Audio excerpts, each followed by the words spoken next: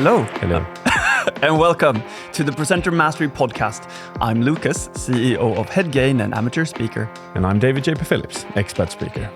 And together, we're your weekly guides to unlocking the power of presentation skills. And today, in this episode, we are heading into summer.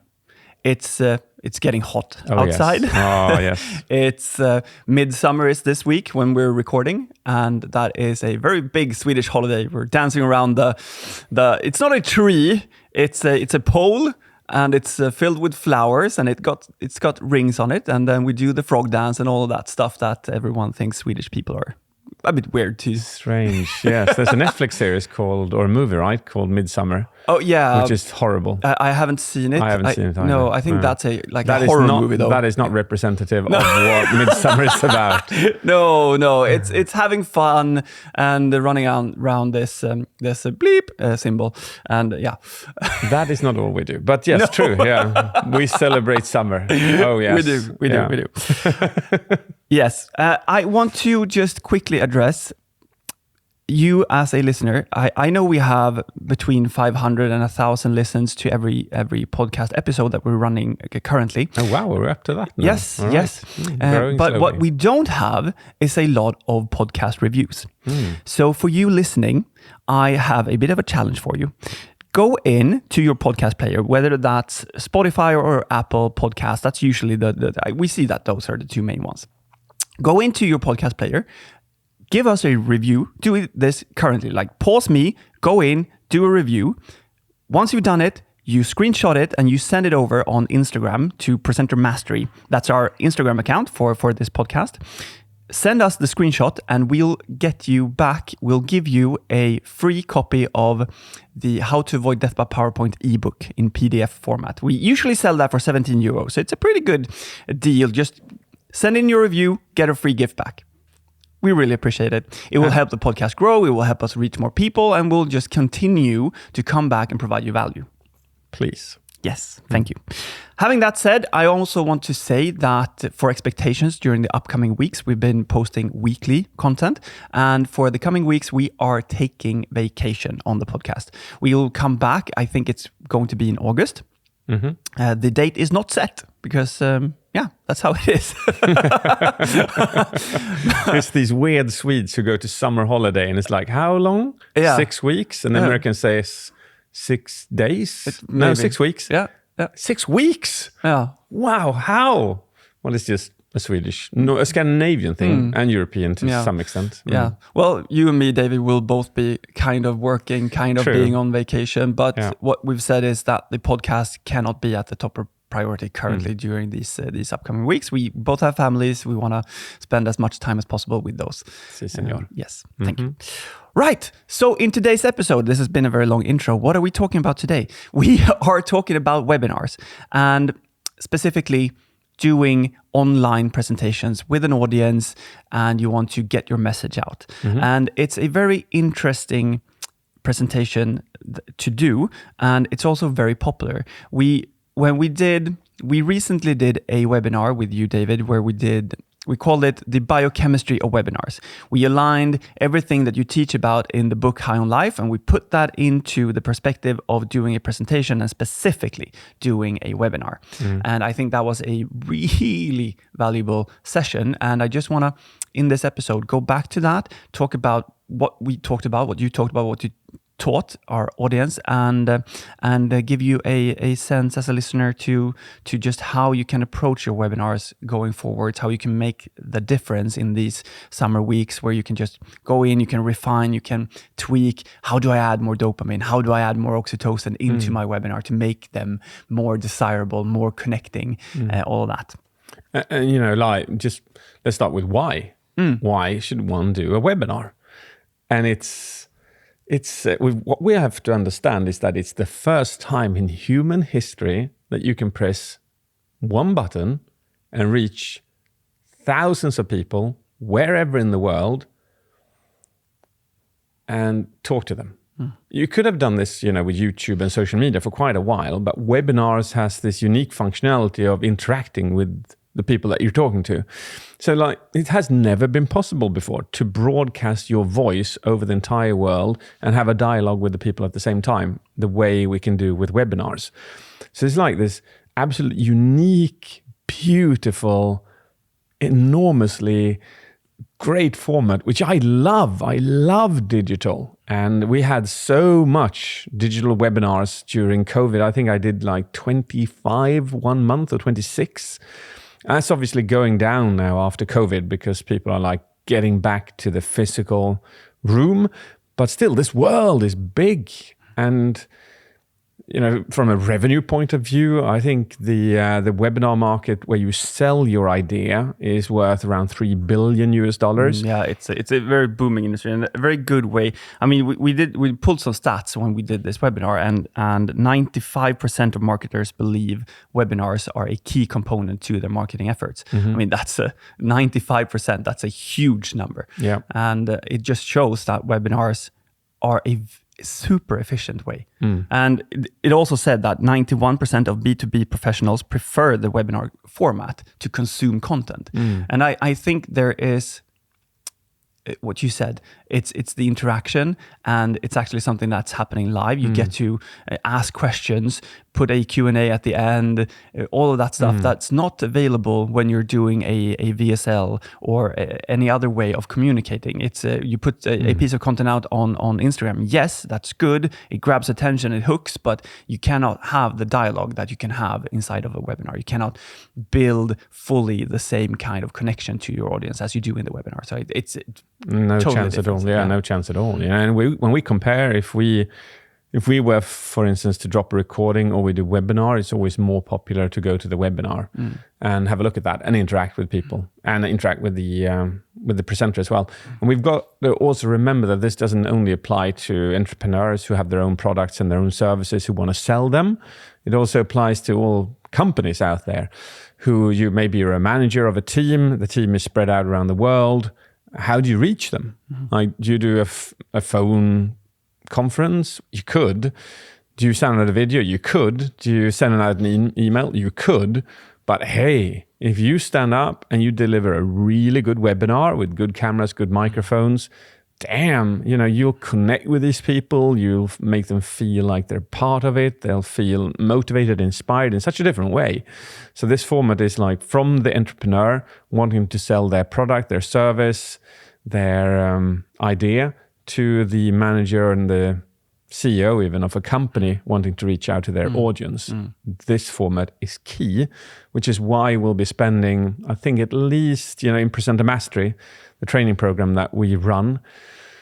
I have two masterclasses every month where I deep dive into a subject. And this autumn, we're going to do at least 2 of them specifically on the biochemistry of webinars, just drilling into that subject and understanding how can we make those just brilliant. And I think anyone listening can attest to having been on a Zoom call, a Google Meet call, whatever it is, and it's just a meeting, it's a delivery of information, it's whatever. Yeah. And you as the host of that same meeting can just easily turn it into a webinar, more of a just change your own approach to it, bring the value to this meeting, to this webinar, and make an impact of it.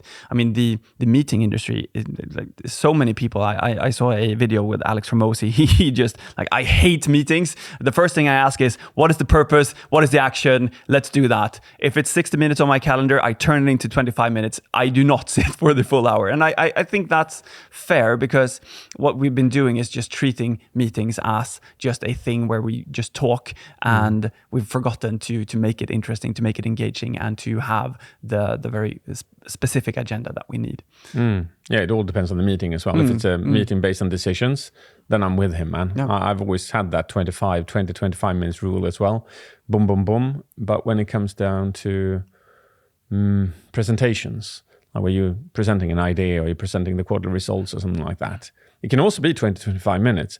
But damn, it's got to be way better than a Zoom Teams call, the standard one. It's going to make a huge difference.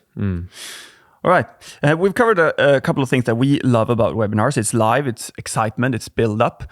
For me personally, I also like when we do webinars, we do like our marketing webinars. It's the whole team comes together. We do so much stuff together as a team. So it really builds our connection with each other and also with the audience that we're doing. So I really love that part. I also love the interaction that we get in the webinars, being able to just, like when you see someone doing the head tilt or there are comments coming in or the stuff that's happening in the webinar, just the interaction and the community build up that comes from it. Also, I want to say for those that are online marketers that we have seen a significant difference when we're doing things that are actually live. You're doing a live webinar and the action taking goes up versus an automated version. It's really something that's happening when you're doing a live interaction, which is also why I love the webinar as a marketing tool. Indeed. Yes, absolutely. Now, there are a couple of challenges that comes with webinars, and I thought if I bring up I'll bring up a challenge, and maybe you can have an answer out of the biochemistry of webinars angle. Cool. Yeah. Is that possible? Absolutely. We'll try it. We'll see what happens. Game on, man. All right. First one, and this is also from me Googling what are the main challenges with webinars. The first one is really funny. Poor presentation skills. Yeah. Is that where it begins? Yeah. It's okay, low attendance, but it's not really something. Well, okay, let's go with low attendance. How would you go with low attendance from a biochemical? Well, a webinar begins with getting people hooked and wanting to go to the webinar, of course. So it's all about dopamine from a biochemical perspective. The dopamine is as we've spoken about before, it is the desire of something. It is the expectation of something. So if you don't have dopamine for a meeting, you won't attend, or you'll come up with a reason for not attending. You'll watch the recording at full speed or like 1.5 or something like that instead. But if you know that it's going to be great, it's going to be awesome, I'm going to learn these things, then it is more likely that you will attend. So the webinar begins by hooking people prior to that. So yes, that's what I would say would increase the attendance. And then we know statistically that based on when we place it during the day, what is you're more in charge of that? Oh yeah, well it depends. Like our audience is based both in Europe and the US. So when we did a morning webinar, it's supposed to have a really high show up rate, and it did, but it was also connected to being a longer webinar. We did a 2-hour masterclass and it had almost 50% show up. Yeah. But then we did another webinar which was shorter, was an hour, and then we put it more of on a lunchtime, because we wanted to appeal to the US market as well, but that ultimately gave us around 30% show up. So it's really different. Like morning times are good, but if you have a very wide audience placed in different time zones, it becomes a problem. Like somewhere between morning to lunch, I would say. Yeah. And depending on time zones. Of course. Yeah. Yes. All right. Curious. Because then if we're talking about low attendance and hooks and doing dopamine, we did a couple of ads where, like, how was your thinking when it came to recording those ads? And what did you specifically say to create more engagement towards the webinar? Well, an ad is always competing with other social media, right? And it has to, and people may frown on ads, so it has to be even better than the standard social media.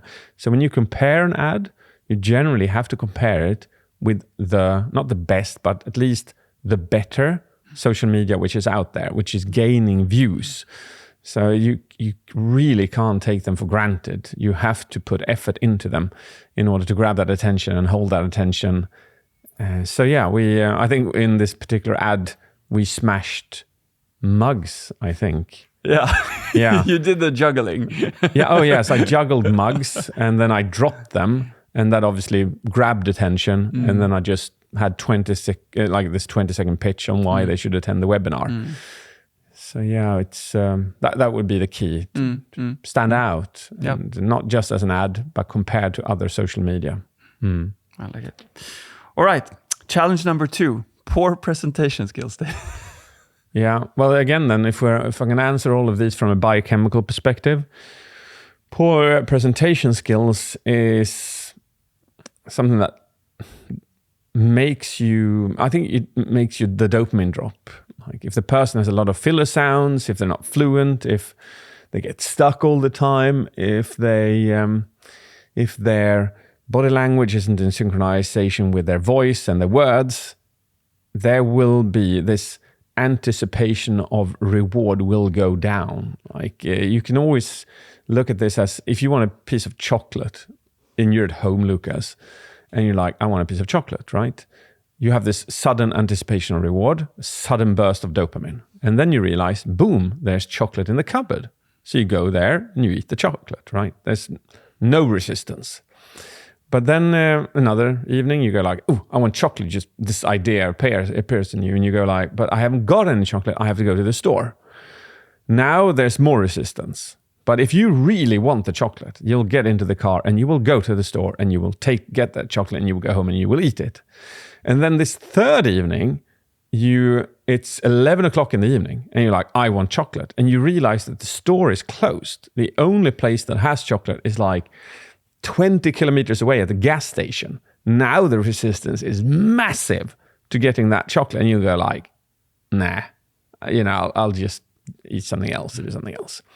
So you can see the presenter as being this piece of chocolate. If there's too much resistance, we can't bear it. We don't want to spend the time waiting for any good bits coming out of the seminar. So it's all about reducing resistance in order to create a better flow for dopamine. And if you have bad presentation skills, you are constantly being those kilometers between you and the store and having that chocolate. So that would be like a dopamine answer to that question. And an oxytocin answer to the question is, oxytocin is a neuropeptide which allows us to bond with other people. And usually a person who is stuck with bad presentation skills, they're not super confident. They don't have this flow and they're usually not super present. It's not always the case, but in 9 out of 10 cases, this is true. So the person is not feeling confident, they don't have flow, and they don't feel present. But it's in that we connect with people. When people are confident enough to open up who they are, when they have flow, when they are present, when they are connected with themselves, it's when we find them to be genuine. It's when we find them to be synchronized, that we connect with them better.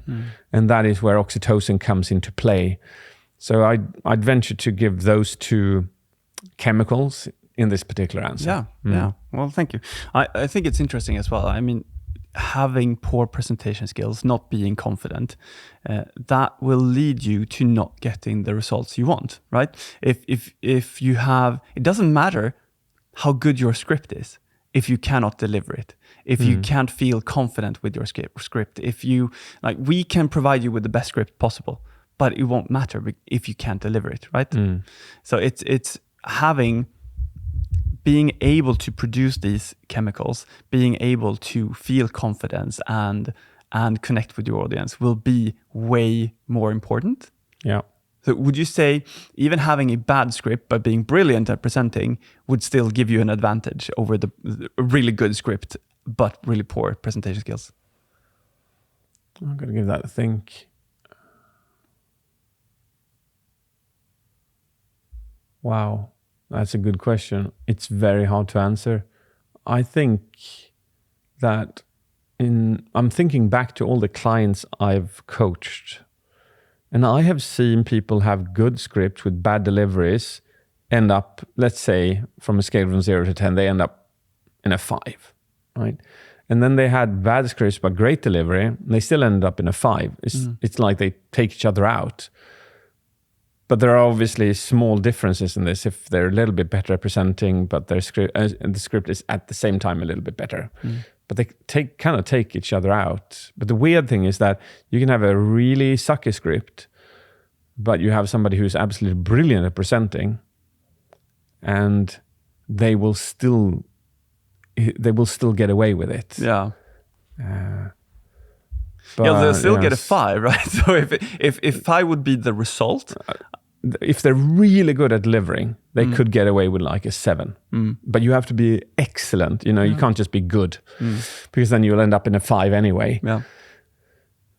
But yeah, no, that's a hard question to answer. It's all right.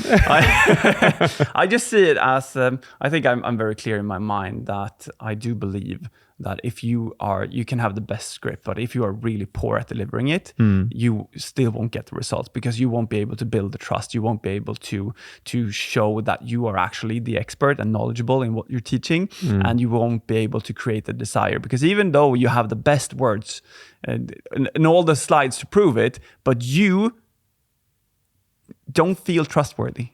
Yeah. There's so many exceptions to this, though. I've seen non-native speakers, non-native English speakers, for instance. So their delivery skills is very, very limited by their English skills. But their script is on par, which means that it'll still end up at a 5. So this is a very hard question to answer, because there's so many variables in it. But generally, the advice, I don't know what the summary of this is, but the summary of it would probably be like, have a good script and be good at delivering. Don't trust just one or the other. And the advantage of the person who is very good at delivering is that they can make a script up in real time and make it way better than the person who spent hours trying to prepare it. So a good deliverer can not bullshit their way through it, but they can make anything interesting.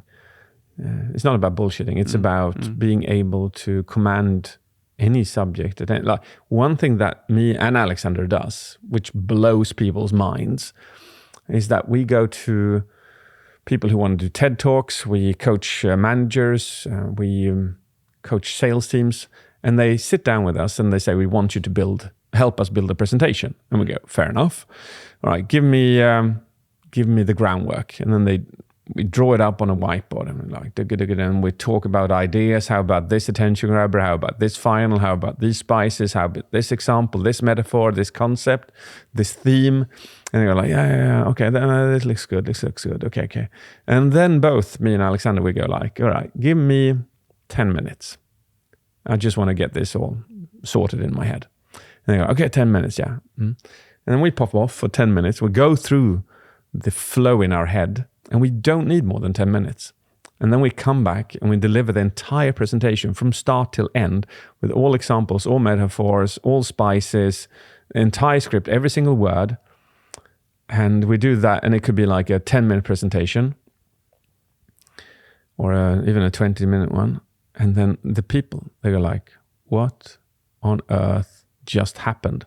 How could you just take the entire whiteboard and deliver something that is way better than we have ever delivered before?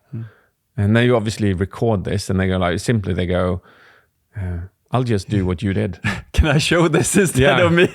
That happened in one occasion. The company said, how did you do that? And secondly, we can't do that. Like there's no one that can do that. Can we please hire you so that you can go up on stage and sell our product just the way you did? We'll have somebody else do the Q&A, but can you? Do you do that? I'm like, fair enough, I'll do it. This is what I charge. And I ended up doing that. Yeah. That's fun. Spectacular. Yeah. All right, we've covered low attendance, we've covered poor presentation skills. Yeah. Next up on challenges for creating powerful webinars is being unprepared. And obviously this does something with your audience, but it also connects to your own person. Yeah. Yes, absolutely. Wow. It comes down to stress. It comes down to cortisol, which is one of our stress reaction hormones. If we have small levels of cortisol, we drive better, we play games better, we perform better at practically everything. But as soon as that goes over that threshold, we stop performing as good, and it declines. And the interesting thing with stress is that one definition of stress is it is the distance between where you are at and where you want to be. Where you are at and where you want to be. So an example is that you are at a particular weight, you weigh, I don't know, maybe 70 kilos, but you would like to weigh 60 kilos. And if you feel that is a challenge, that will become stress because of the difference between where you are and where you want to be. If you have €0 in the account, but you would like to have 10,000, there will be stress. So stress is the distance between what you have and where you would like to be. So when it comes to a webinar or presentation, where you are at is then unprepared, or you are unprepared. But where you would like to be is be super prepared. And if there is the bigger the gap is, the bigger the stress is. So imagine that you're doing a talk in front of 1,000 people at your company. It's going to be recorded. It's going to be judged. It's going to have influence on your salary, on your career, on even your future career. And where you're at is you haven't prepared well enough. And where you would like to be is like sky high. I'm like using my hand at the moment for all those just listening. And I'm just increasing the distance between my hands, because the bigger the distance, the bigger the stress. The bigger the stress, the worse you will perform. That is a massive problem, because it's your nemesis, really. You want a bit of it, but you don't want a lot of it. And the way to go about it is A, prepare better next time. B is to trick your brain. Study, I think it was Oxford University who did it, where they just said, just say to yourself that you're excited instead of nervous. Just say to yourself, I'm excited. And that will actually impact your delivery. So that's the second thing. And then the third thing is to redefine the outcome, or redefine where you want to be. So kind of bring that down, because sometimes we create these ideas of that we want to be somewhere which is too far away, and that stresses the heck out of you. So you could redefine your target, your goal, if you wish. So those three. But at the end of the day, preparation is quite an important one. Yep. I was just sitting thinking. I mean, I've been in prepared situations, but it's still the stress somehow. And I think for me personally, it's always been the performance. Yeah, it's always, and not sure where it came from. I'm not going to be, was it Freud? Whoever. I'm not going to go back to my childhood, but I remember specifically, it was my grandmother's funeral, and I really wanted to sing a song. And just before going up, doing that, it's all these emotions, and I sang at my grandfather's funeral, and it was just like so hard for me. I disconnected. I was playing guitar and singing, couldn't play the guitar, just stopped. Just had to focus on the singing. Luckily, I had my cousin playing piano next to me, so I was like, okay, I have background. But I was sitting there in the front row, ready, like knowing that it's about to be time. And what I did was just focus on happy memories and feeling proud of what I did, instead of the stressor of performing in that moment. And it's a very private moment, but I can see, and I've related this back to when we did my Christmas presentation last Christmas at the company retreat. I get the same thing, but now I can just shift inside. I know I've prepared, and I can just be happy about where I am and what I've done, and I know that there will be enjoyment in what I'm about to do. But it's so important where you are mindset-wise when going into a presentation or singing, performance, whatever it is. But it's so easy to be focused on the performance, crazy so hard to be focused on just having fun and enjoyment. Yeah, that is true. Well, Presenter Mastery is built out of those three pillars: mindset and presenter. Yep. Content content delivery. Yeah. Mindset content delivery. Yeah. We renamed one of them. Yeah, mindset content delivery. Yeah, and I mean, you can be brilliant at content. Like you planned it. You've planned your delivery. You've delivered like crazy before. Like you have the best skills possible. But if your mind is somewhere else, or you haven't prepared for the audience, maybe you're going into a room, you're thinking it's going to be 50 and it's 1,000, or you're thinking it's going to be 50 but it's actually 5, which for some will be even more taunting, right? Just like small miniature presentations, or you're doing a webinar, you're expecting 500, you get 10, and then you're thrown off. What is happening here? And then just being able to go into delivery mode, setting your mind. Powerful skills. Or you get sick. In my most recent TED talk, I was so sick. And I'd been lying in bed all day, and I had to go up and do the TED Talk at the afternoon. And it did not turn out as good as I wanted it to, because when you're sick, the command over your mind is even weaker than if you're super energized, super healthy. So that's... Avoid presenting when you're sick. If you can. If you have a TED Talk, maybe you can't. And do prepare and do... to become good at harnessing your own mindset in your webinars and your presentations. Which is all about, the book High on Life. And also I think we have a couple of episodes on that previously as well. Yeah, definitely. You could go back in the very beginning. We made sure to cover the mindset, the content and delivery in the first, I think 8, 9, 10 episodes. We specifically wanted to do that before moving on to specific topics. So there's always a possibility to go back and listen to those. Yes. All right. I have 2 more challenges that are, I would say they are connected. In my mind, they are connected. It's low engagement and not connecting with the audience. Like if you don't connect with the audience, you'll get low engagement. That's just how I see it. Maybe you see it differently, but... Okay, so low engagement comes down to dopamine again. If there's no anticipation of reward, engagement will be down. Which is why when you start your presentation, you need to have a solid why. So when you start, if you can say something like this, where I'm going to give you 5 skills, when you leave this webinar, your presentations will be 50% better if you haven't used these skills before. Right. And then people go like, okay, I want to be 50% better. I will listen attentively. But if your why in the beginning goes, okay, I'm now going to deliver this presentation on public speaking.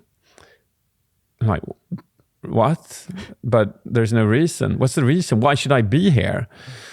So the first why, key. So this is what we call the major why. And then you have the minor whys, which is the why before each new subject, before each new slide. If you got a new slide, you should say something like, the next slide coming up is a great example of what we've already gone through, and it will clarify everything so beautifully for you. And so you build a small why before every slide or every new subject that you go into. And then you have the minor whys, or the micro whys rather. So you have major, and you have minor, and then you micro. And the micro whys are the pauses that you build up. So you say something like, the 3 most important things. The first one is. So that's like a micro why, builds up a little bit of dopamine and anticipation for whatever you're going to say. When you do climax increases as well. So you could say things like, I want to say 5 things. The first one is, the second one is, the third one, the fourth one, and the 5th one, Lucas. The 5th one is crazy. Listen to this. And that also builds, there's so many ways to do these. So that is one way to build engagement. The other one is variation. So like the human mind, when from a prehistoric perspective, we were out in the woods. This is like 25,000 years ago. We were in the woods. We were walking along. And there was obviously no police, there were no laws, nothing like that. And you're walking along, and so suddenly you hear a snap of a twig to the right. Now, whatever snapped that twig could kill you. It could be like an enemy, it could be an enemy tribe, it could be a wild animal. So obviously, absolute attention goes to that twig. So now you stand still, like you freeze like a deer, right? Because you're looking at the direction of the twig, trying to figure out what happened. this is the other tool you can use to grab attention in any webinar. This is 25,000 years ago. Evolution hasn't changed us. We're still the same people. So what you have to do is break a bunch of twigs in your webinar. You don't actually, that's just a metaphor. You don't go breaking twigs in your webinar. But what you do is you do things that are similar. So you do maybe a clap, a snap of fingers. You do a sudden movement. You suddenly increase your voice. There's a lot of ways that you can also grab attention by interrupting the current pattern that is going on. Just shifting spices. If you're doing PowerPoint all the time and it's a black screen, suddenly you go pink. There's a slight variation in that. People go like, a change. Exactly as the twig was a change. If you're walking around in the forest and the twigs were snapping all the time, it is the sudden silence that would be the change. So change, variation in your content, and sudden sounds and movements. Add those to dopamine, and you have what we call spices, where I counted counted the total number of spices people use when they present. I came to 136. There's probably more, but I ended up at 136. So there's literally 136 variations to grab and hold attention. So that's my answer to that. Yeah. And the second one was? It's not connecting with your audience. And I just want to say that for those listening that are in the Presenter Mastery program, you have those 136 spices. We did the community spice rack. So if inside school, you'll find 136 variations to just see all of those explained by your community members. It was a very fun project, and it's fully there. So just go in and enjoy it. That is brilliant. Right, cool. Not connecting with your audience. Yes, this one comes down to predominantly the oxytocin again. So the answer to that would then be, all right, let's imagine this. You, Lucas, you go to a dinner, 20 people around the table, and you're sitting by this person, and you don't really connect, You have that sensation now, don't you? I'm not connecting with this person, and this one I'm suddenly connecting with. So you talk with this person, you talk about weather and wind, you're trying to make conversation about stuff that is happening around the world, but nothing is making you connect with this person. But then suddenly, for some reason, you realize that you have a common friend. And boom, you start connect immediately, correct?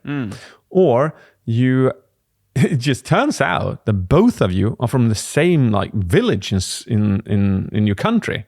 And boom, you connect. Or you realize that both of you suddenly are fans of Formula One. And both of you root for, McLaren. And you go like, wow, when there's a common ground, we connect. So that is one of the things.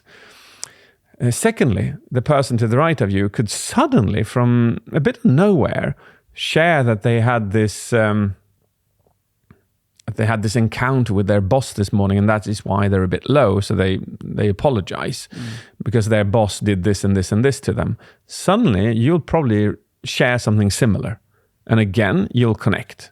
So there's certain mechanisms that allows human beings to connect with each other, and it's the same thing in a webinar.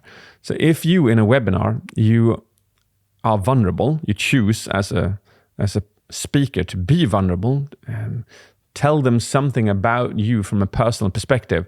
I usually, if something's happened to me in the morning, like I did a talk last week, and it was that morning I'd driven my son to do his driver's test, theory test. And I started that entire talk by saying, it is absolutely beautiful to be here, and thank you for having me.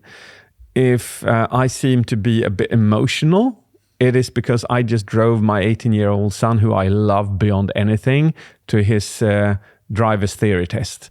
And he's had challenges in school, so that is why this is just so important for his self-esteem, his self-confidence. So yes, if I do seem a little bit more emotional during this talk than normally, that is the reason. And then I just went at it, and it was just a phenomenal talk. But I always try to share something personal in the beginning or in the middle somewhere to allow them to connect with me. And then the second thing is to find common ground. Like, I was where you are. I had the same issues that you were. I have also been nervous. I have also had challenges selling. We've always come from this background as well, because those two mechanisms are very like, they're the most powerful ones to create oxytocin and thereby connection with your audience.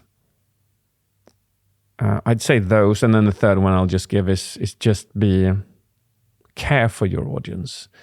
I say, who's going to get rich in people when they deliver webinars? Because a lot of people deliver webinars where they want to sell a product or a service. Who's going to get rich? Is it the people that you're talking to? Are they going to get rich because they buy your product? Right? If they buy your product, they will become better. Or is it you who want to get rich because you want to book as many clients as possible? Which of these two states you are as a presenter will make a massive difference in the perception of you as a person. It's like taking a car salesman and having one car salesman who want to sell a car to you to earn as much money as possible. So they want to sell whatever car as long as the margin is big enough, right?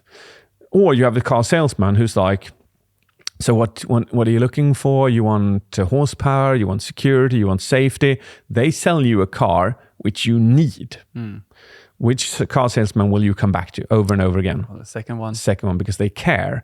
And that comes from asking yourself, again, who's going to become rich? Well, you want to make them rich, or do you want to make yourself rich? It just changes the entire perception of how you connect with people. So that's three quick answers. Yeah, I really like that last one. I mean, it's for me, I'm just sitting here. I've never experienced a car salesman from the second. They are very rare. I know they must be there, but if you would ask me, like, I wouldn't be able to name one. No. And I think this is also a thing when you're doing a sales webinar, when you're doing an online webinar, it's so important to position yourself to make sure that your audience are not looking and listening to you from that perspective, feeling that they're being sold to, feeling that you are only doing this to make money out of this. You talked about it when we did the WOW course years back. You always went back to the focus question. How can I make money from you? And then changing that into how can I make you grow? And it's having that switch of mindset did wonders to your company at that time. It's also changed how people approach their clients. It's changed how people approach life from so many perspectives. So it's a really good little nugget to you as a listener to listen to this. Take that and really think about when you're presenting, when you're doing an online webinar, when you're doing a sales meeting, whatever it is. Think about what is your core thing, like what is your focus question going into that. Yeah, who am I presenting for? And the big warning flag is when a person begins their presentation by saying, I would like to talk about. That's the warning flag. What you would like to talk about? Who cares? Who cares what you would like to talk about? Honestly. Like, I don't know, there's literally no one. It's always about what's in it for my audience, and that should be described in the beginning. Another thing is for people who have a hard time selling at webinars, you could technically, you could come towards the end. And as long as you have this perception, this perspective of that you're selling it for their benefit, you could literally say, okay, that was the webinar. I now want to do a hard sell on you. Why I want to do a hard sell on you is because if you don't have this, you are losing out on so much in your life. So much. And I don't want that to happen. So therefore, I've set up this offer, which should be an offer where you can simply not say no to. A, you have to sign up within 5 days. Otherwise, the price goes to the double again. B, we're only bringing in 20 people. Yeah. Because that is how many we can actually onboard into our program. Yeah. And C, if you buy it now, you will get this and this and this and this and this and this and this and this and this and this and this for the price of this. But because your perspective is always what's in it for the other person, all of that is perfectly fine to say. But if you say from the perspective of I want to get rich, it is just so false. So it can be perceived so false. Yeah, I can see that easily. All right, that's the end of my fixable biochemical challenges. Yes, we did. Before summer. Sorry. And before summer holidays. Yes. Yeah, correct. All right, we do have one thing more, David. Yes, and I would like to add one more thing as well, like how to get into summer mood. Oh, okay. Maybe you could do that for the skill of the week. All right, yes. Which I know that you have prepared extra much for. This beautiful skill of the week. Oh my God, it is such an interesting one, and it's the one that you find in the very beginning of the 110 steps. It's not just one, it's actually 6 of them. So that's a bit weird for this one.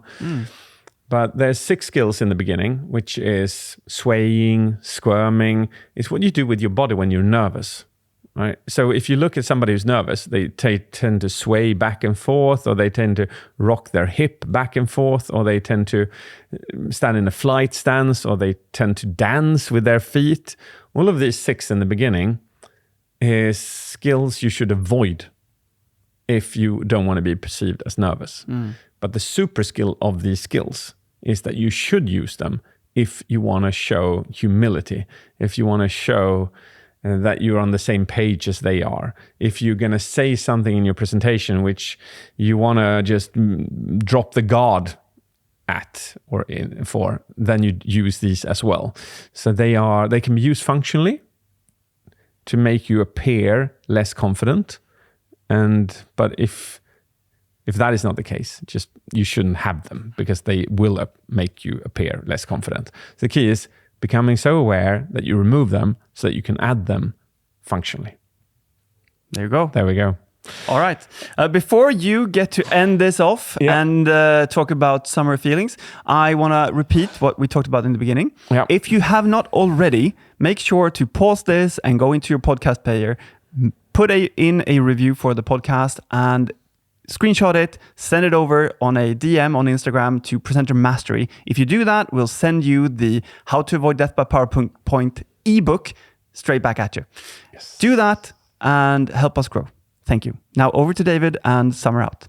Superb. Thank you, Lucas. Yes, this one is called priming. And, the absolute majority of us, we could look back at our childhood years, and we can think back to the summers we had where we played football and we played with our friends, and there wasn't a problem in the world. We had very few responsibilities. It felt sometimes that the summer was endless. And that state is still in us. It's still in us as human beings. But we need to usually prime ourselves to end up there. So the way the tip I want to give to everyone listening, and I also do understand that it's not summer all over the world. So use this for your summer if it's winter wherever you are. But for you who are now entering summer, go into Spotify or YouTube or Apple Music and create a playlist that specifically includes the summer songs of your childhood. The songs that remind you of your summer vacation. Maybe you find 5 songs, maybe you find 3, or maybe you find 7, whatever. You add those to the playlist. And now you constantly play them for like a week. Not maybe all the time, but you see to it that you play them often enough to prime yourself into the state that you were in when you were a kid.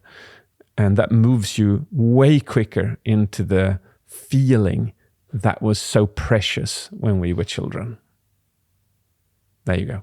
Love that. Thank you. Thank you, Lucas. I'm already playing it in my head. I can see it. I can see it. All right. Thank you for listening. Thank you. See you after summer. Take care. Cheers. Bye-bye.